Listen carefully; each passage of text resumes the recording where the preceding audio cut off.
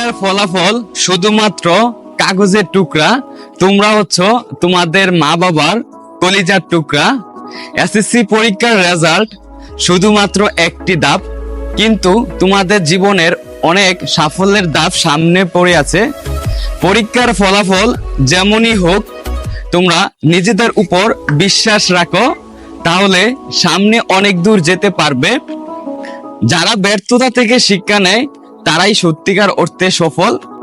কিন্তু রেজাল্ট খারাপ হলে যে আত্মহত্যা করতে হবে এমন একটি খারাপ কাজ থেকে তোমরা বিরত থেকো। কেননা আজকে যারা সফল, তোমরা যদি তাদের দিকে লক্ষ্য রাখো তাহলে কিন্তু দেখতে পারবে সবাই কিন্তু ভালো রেজাল্ট করেনি। সবাই নিজেদের চেষ্টা এবং পরিশ্রমের মাধ্যমে নিজেদের ভাগ্য পরিবর্তন করেছে।